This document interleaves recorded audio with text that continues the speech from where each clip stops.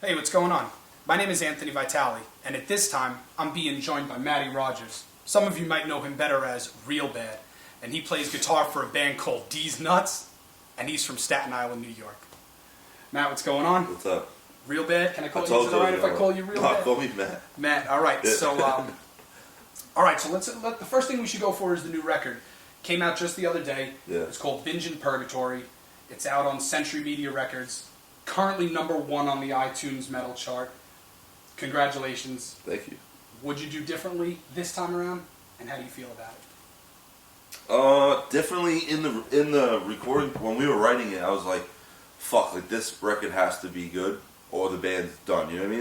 It's like not a new, it's like not your first record or your second record. It's like this is our fifth full length or something. But you know, like the last one was well received, so this one had to be better. I was like, if this record sucks, like we're done. And last year was a slow year. Like we did like 4 tours or something. Like we just because it was the end of a cycle. Like and we were touring nonstop. So when we were writing, I was like, fuck. I felt a lot of pressure. Like these songs have to be ill. And then when everyone was here, we were writing. We would bang out a song a day. And it was just like coming natural. I was like, fuck, because we didn't put limits on like it needs to be dumbed down and this. Excuse me, sorry. Dumbed down and this and that, and it's like made like an actual heavy ass record. I feel. So, do you have a favorite song on the record? It changes every day, like, cause fuck, I've been listening to it every day since December like 1st. You know what I mean? But right now it's the song with Vogel, and I don't know the names of the real names of the songs. Yeah, Antidote. We call them like we have our own names, so you know what I mean. I don't even know what I call that shit.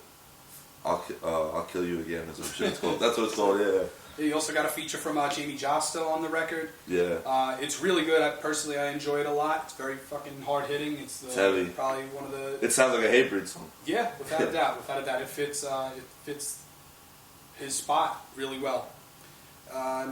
So the band Deez Nuts, just in general, is usually about having a good time. Yeah. About partying and enjoying yourself and encouraging people to have a good time. And something different struck me on this record, especially when you put out the video for the single, Binge in Purgatory. The music video pretty much follows you and the rest of the band throughout a nightclub, not necessarily having a good time. Having a terrible time. Right, so kind of like moping your way through a nightclub. Something different people that listen to this band have never seen before. Deez Nuts actually not having a good time in a party atmosphere. Yeah. Tell me about the music video and the overall tone of the record. Well, there's like a couple different things. So with the video, it's not that we're like depressed that we're partying. It's that people expect us to party all the time, and it's just like we're kind of over it. You know what I mean? Like it's like.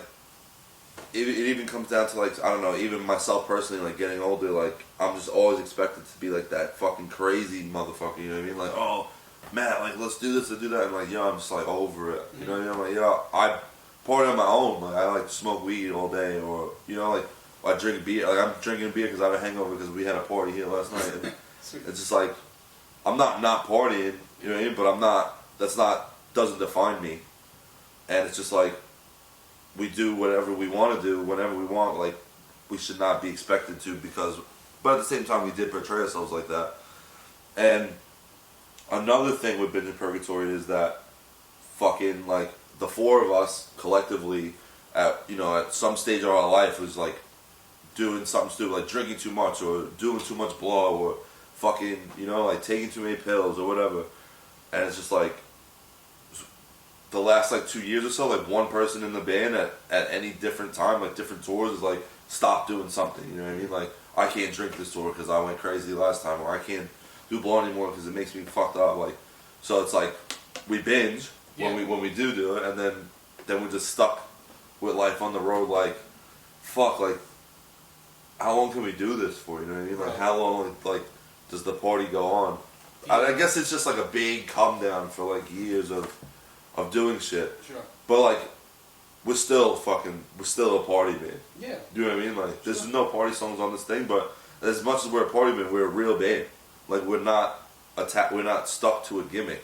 So now that's why I like this record a lot too. Is like because people will fucking hear it like, and they'll be like, "Oh, sick!" Like we understand. Everyone seems to get the idea, you know. Yeah. But like, no, obviously, no one knows that personal shit that like we actually were binging and then like chilling. Right. Yeah. So the big line in the single is actually, "There ain't no death or glory for me, binging purgatory." And there's 4 of you in the band. Is this like a collective effort? Did the 4 of you kind of come together and say like, damn, we should let this be known? No, it's just like, I don't know, because JJ does the lyrics, and JJ named the record that too. He like does all that shit, and it just came to him because that's what we were going through. You know what I mean? Yeah. So now, how do you feel about the artwork? Also, the artwork is pretty intense. It's like it's fuck. I wish you would have came a few days later. I'm getting like a huge flag of it. Yeah. Yeah. So it's this like it has kind of like that, almost like a colorful tone. It's this pink. Yeah. Pink. It pops. Pink like background with this skull with you know. Everything about that is real too. The dude that we got to do it. We got our boy Hartley, who's like done all of our records, like layouts and shit. He's a photographer from Australia, but he lives in Brooklyn now. And he did it with this other dude. I think his name is Tyrell Winston or something like that. And this dude, the way he makes art is he uses trash. He's like a Brooklyn dude. He just uses garbage on the street. So he was finding all those baggies and shit were like used by people, just like thrown in the street. And that grill that's a real human jawbone that we bought, and someone found it for us, and like we bought it. I don't know, a few $100, and then we fucking got the dude who bought it for us. We sent him the money. He mailed it to like our jeweler, not our jeweler, but like our boy who makes jewelry. He fitted it with real gold grills. Like those gold grills are actually like grills for that jaw, and they're real. Like we paid money for them. Yeah. And all the other shit's just like garbage from the street. And like the inlay is like this Mary. Have you seen the inlay and shit? It's like this Mary with like all cigarette butts and shit. It's crazy. It just looks good, and like the pink is just like, you know, it pops. Like you see that shit, you're gonna be like, wow, I'm really drawn to that. A lot of people have complimented the artwork, which is like also a dying breed this fucking day and age. Like no one gives a fuck about their artwork. You know what I mean? Like we still do. Like it's still a whole package, you know. Looking at it, you know, at first I remember seeing the pink. The first thing I think, you know, the pink kind of like pops, like you said, and I'm like, okay, it's a Deez Nuts record. Like it's going to be about having a good time. And then you see the skull, and it's like, whoa, like that's like is the partying like messing with these dudes, or is it like, you know, is it you got that mentally, from the skull? This mentally taxing thing, without a doubt. Like Halloween, like you saw the skull and it's scary. Yeah, you know, but who knows, man? Listen, people could take it a different way, but it delivered. The record has the fake out too in the beginning of the first song, like that intro. Yeah, it sounds like we're like a fucking like emotional hardcore band or some shit. Yeah, but it definitely. And then it just goes into like blaring like hard shit. Well, I'm hoping a lot of other people got the idea. And as far as people that listen to the band or know of the band, you guys are obviously huge overseas in Europe. I watch these Impericon videos and these With Full Force videos and these overseas festivals where you're playing for thousands, tens of thousands of people. Yeah. And you have a fan base here in the United States also. But I want to know, you're a very loved band. People enjoy this band, but there's also, you know, it also comes with its fair share of negativity, and there's a good amount of people that think that your band should not be taken seriously, and that you're an insult to hardcore or metalcore, and that your partying and your lifestyle is obnoxious to them. Yeah. So how do you feel about, or what's your answer for somebody that would say Deez Nuts is not a legitimate hardcore band or not a legitimate band at all? I would say they can go fuck themselves. But really, like, all my idols are my boys. Like, bands that I fuck with, like, you want to talk about hardcore, like, we've toured the world with Madball, we've toured the world with Terror, fucking, we've toured with Agnostic Front, Sick of It All. Those are my boys. Yeah. You know what I mean? I don't give a fuck what any, like, little fucking kid that's coming into it now has to say. I've been doing this shit since I'm 12 years old, and I haven't stopped. I've been on tour since 2 days after high school. I'm a fucking lifer, and, like, everyone that knows me knows that, and they can say whatever they want about my band, but I'm fucking living my life. You know, I live off of it. It's my job. I'm fucking living comfortably. Like, I'm chilling. And I'm friends with fucking every band that I looked up to growing up. Like, if a new hardcore band doesn't think that DN is hardcore because we party, it's like, it's apples and oranges, really. It's like, Kurt Cobain was one of the best songwriters ever, right? In people's opinions, he was a heroin addict, no? Yeah. Like, all shit like that was like, you know, drug-induced music and shit like that. Yeah. But I don't give a fuck about kids saying we're hardcore and all. Like, I really don't care. I'm going to be 30 this year. Like, I don't give a fuck, you know? And if they pay attention, you'll see that Scott Vogel and Jamie Josta are on the records. And it's like, you have nothing better to do with your time than think about what bands are hardcore and what bands aren't. Like, fucking blow me. Maybe when I was like 23 and like, that mattered to me, you know what I mean? But even then, I was on the road. Maybe if I was like stuck in Staten Island my whole life, I would think like that. Like a lot of these fucking kids do. And, you know, there's too much of it. Yeah. It's funny to me though because they still know everything about what's going on. So who's not hardcore, you know? So let's talk about your lifestyle. Like you said, been on the road since a few days after high school. Even up to today, it might be more intense now than ever, because in just a few days from now, you're going to be flying back to Australia. Yeah. You know, you've got your apartment here in Staten Island in New York, but you're a lifer and you're still this fucking road warrior. So what? I don't know. How do you feel about it being almost 30 and still hitting it hard? Do you feel the same way that you did? Do you still have the same passion for it? Yeah. And what's it like living this kind of lifestyle? Well, I'm just chill now. My lifestyle's easy. You know what I mean? I'm just chill. I go out and shit, but like I like to stay home now and fucking just hang out. I make a lot of music right there. Like I've been recording like a fucking maniac the last few days. And like the record just came out. I have like mad parts for a new record already. But yeah, I still love touring as much as I always did. That's why I still do it. You know what I mean? It's so easy to quit. It's like you could go and have the best time, but like when you do that shit like 4 times in a row and you don't have no money and shit, and you're saving a McDonald's cheeseburger, half of it for the next day because you don't know if you're gonna have money and shit. Right.